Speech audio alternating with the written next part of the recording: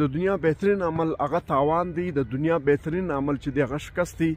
زموږ په تاوان کې د نورو انسانانو ګټه ده، زموږ په شکست کې د نورو انسانانو کامیابي ده. سلامونه قدرمنو، تاسو به داسې انسان نه وي لیدلی چې هغه له کوره وځي او د ده نیت دا وي چې زه به تاوان کوم. د دنیا آبادي دا وخت 8 اربه انسانانو ته رسیږي او دغه 8 اربه انسانان چې له کورونو وځي د دې مقصد دا وي چې موږ به ګټې راوړو. په دنیا کې دا وخت ټول جنګونه د ګټو دي. هر ځای چې جنګ کېږي، که په کور کې کېږي، که په کلي کېږي، که د جایداد پر سر کېږي، که د دوو هیوادونو ترمنځ کېږي، په دې جنګ کې مقصد ګټه وي. انسان که د دنیا سفرونه کوي، که مسافرۍ کوي، دا د ګټو لپاره کوي. یو انسان که عبادت کوي، که دعا کوي، دا د ګټې لپاره کوي او دعا چې کوي هم ګټه غواړي. د عبادت ګټه دا ده چې الله پاک جنت ورکوي. او دا وخت په ټوله دنیا کې چې کوم آبادي ده، دا 8 اربه انسانان په دې کې د یو ذهن هم دې ته تیار نه دی چې دی به تاوان کوي. او که چیرې یو انسان 10 کاله مسلسل ګټه کوي، ګټې کور ته راوړي، یوه ورځ تاوان وکړي، ملګري، کورنۍ، انډیوالان دا ټول پیغور ورکوي چې څنګه دې تاوان کوي، دونه پوه دونه هوښیار سړی او تا تاوان راوړي. قدرمنو، په تاوان کې ګټه ده بلې. که یو انسان تاوان کوي نو د دې مقصد دا دی چې بل ګټه یې وړله. او د دنیا بهترین عمل دا دی چې هغه نقصان دی. څوک چې نقصان کوي ګټې نور خلک وړي. قدرمنو، دا وخت د دنیا په مدرسو، مکتبونو کې، په منل شویو پوهنتونونو کې، یونیورسټیانو کې و ماشومانو ته، طالب علمانو ته، زده کوونکو ته، پروفیسران، لیکچرران، پوهان دغه درس ورکوي چې تاسو به شکست نه خورئ، تاوان به نه راوړئ، په هر صورت کې به کامیابه کیږي، په هر صورت کې به ګټې راوړئ. نن به هم په یوه مدرسه کې، په یو مکتب کې، د دنیا په یو پوهنتون کې هم یو ماشوم ته، یو زده کوونکي ته دا نه ویل کیږي چې تاسو به کله د نورو خلکو د ګټو لپاره تاوان هم کور ته راوړئ. تاسو به د بل د کامیابۍ لپاره کله شکست هم خورئ.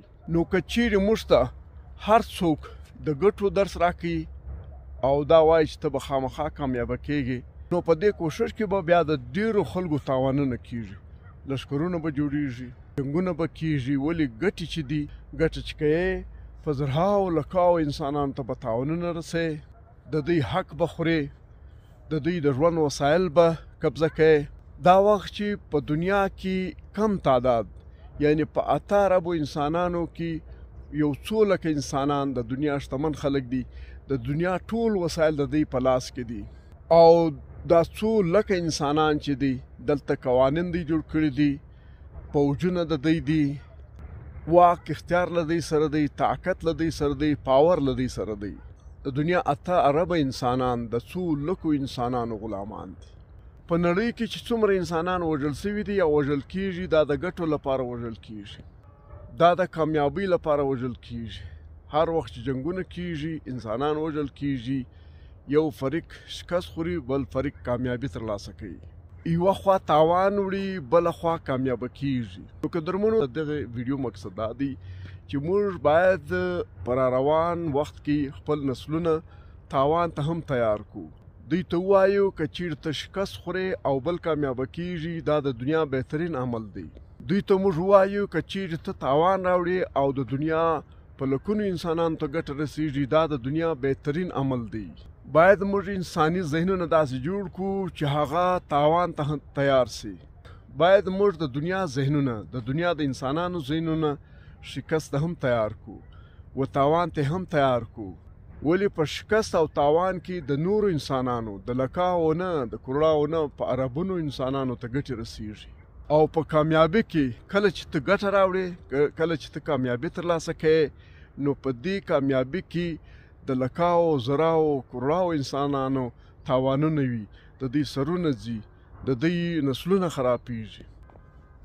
نن چې هم هر سړی له کوره وځي، دغه 8 اربه انسانان له خپلو کورونو وځي، د دوی مقصد ګټه وي، د دوی مقصد کامیابي وي. دوی تاوان ته نه دي تیار، دوی شکست نه خوري. په تاوان کې د نورو انسانانو ګټه ده، په شکست کې د بل سړي کامیابي ده.